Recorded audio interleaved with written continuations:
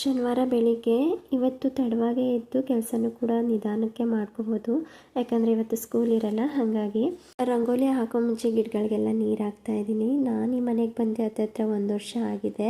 ಗಿಡಗಳು ಕೂಡ ತುಂಬಾ ಚೆನ್ನಾಗಿ ಬಂದಿದೆ. ಈ ಮನೆಗೆ ಬಂದಾದಮೇಲೆ ಗಿಡಗಳನ್ನ ಹಾಕಿದ್ದು.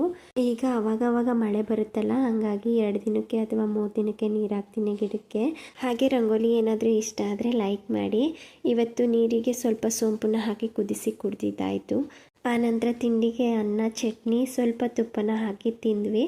ಹಾಗೆ ಮಧ್ಯಾಹ್ನ ಊಟಕ್ಕೆ ಅಂತ ಬೆಂಡೆಕಾಯಿ ಸಾಂಬಾರನ್ನ ಮಾಡ್ಕೊತಾ ಇದ್ದೀನಿ. ಇದ್ರ ಜೊತೆಗೆ ಸ್ವಲ್ಪ ತೊಂಡೆಕಾಯಿ ಪಲ್ಯನೂ ಕೂಡ ಮಾಡ್ಕೊತಾ ಇದ್ದೀನಿ. ಈಸಿಯಾಗಿ ಕ್ವಿಕ್ಕಾಗಿ ಆಗುತ್ತೆ ತೊಂಡೆಕಾಯಿ ಪಲ್ಯ, ಜಾಸ್ತಿ ಮಸಾಲೆ ಇಲ್ಲ. ಇದು ಸೈಡ್ ಡಿಶ್ ಆಗಿ ತುಂಬಾ ಚೆನ್ನಾಗಿರುತ್ತೆ. ತೊಂಡೆಕಾಯಿನ ಈ ರೀತಿ ಚಿಕ್ಕದಾಗಿ ಕಟ್ ಮಾಡ್ಕೊಬೇಕು. ಹಾಗೆ ಬೆಂಡೆಕಾಯಿನ ಹುರಿದು ಎತ್ತಿಟ್ಕೊಂಡಿದ್ದೀನಿ. ಅವರೆಕಾಳು ಕೂಡ ಹಾಕೊತಾ ಇದ್ದೀನಿ. ಅವರೆಕಾಳು ಹಾಕೊಳ್ಳೋದ್ರಿಂದ ಆ ಸಾಂಬಾರು ಟೇಸ್ಟ್ ಕೂಡ ಚೆನ್ನಾಗಿರುತ್ತೆ. ಒಂದು ಕುಕ್ಕರ್ಗೆ ಅಥವಾ ಪಾತ್ರೆ ಆದರೂ ಆಗುತ್ತೆ.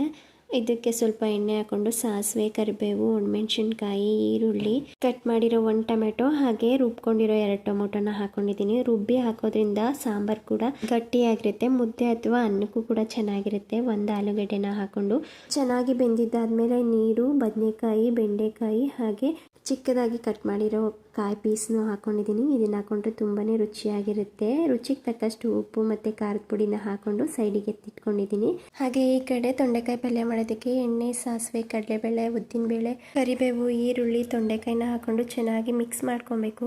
ತೊಂಡೆಕಾಯಿ ಎಣ್ಣೆಲೇ ಫ್ರೈ ಮಾಡ್ಕೊಬೇಕು. ನೀರೇನೋ ಹಾಕ್ದೇನೆ ಫ್ರೈ ಮಾಡ್ಕೊಳ್ಳೋದ್ರಿಂದ ಅದು ಒಂದು 5 ನಿಮಿಷ ಆದರೂ ಬೇಯಬೇಕು. ಅಷ್ಟರಲ್ಲಿ ಕೊತ್ತಂಬರಿ ಸೊಪ್ಪು ಮತ್ತು ಕಾಯಿ ತುರಿನ ಹಾಕೊಂಡು ಮಿಕ್ಸ್ ಮಾಡಿಕೊಂಡೆ. ಸಾಂಬಾರು ಕೂಡ ರೆಡಿ ಆಯಿತು. ತೊಂಡೆಕಾಯಿ ಕೂಡ ಒಂದು 5 ನಿಮಿಷ ಬೆಂದಾದಮೇಲೆ ಈ ರೀತಿ ಕಲರ್ ಚೇಂಜ್ ಆದಮೇಲೆ ಅಚ್ಕಾರದ ಪುಡಿ, ಉಪ್ಪು, ಕೊತ್ತಂಬರಿ ಸೊಪ್ಪು, ಹಾಗೆ ಲಾಸ್ಟಲ್ಲಿ ಕಾಯಿ ತುರಿ ಹಾಕೊಂಡು ಚೆನ್ನಾಗಿ ಮಿಕ್ಸ್ ಮಾಡಿಕೊಂಡ್ರೆ ಆಯಿತು. ಇದು ರಸಮ್ ಜೊತೆ ಹಾಗೆ ಸೈಡ್ ಡಿಶ್ ಆಗಿ ತುಂಬಾ ರುಚಿಯಾಗಿರುತ್ತೆ. ಹಾಗೆ ಈ ವಿಡಿಯೋ ಏನಾದ್ರು ಇಷ್ಟ ಆದರೆ ಒಂದು ಲೈಕ್ ಮಾಡಿ. Thank you.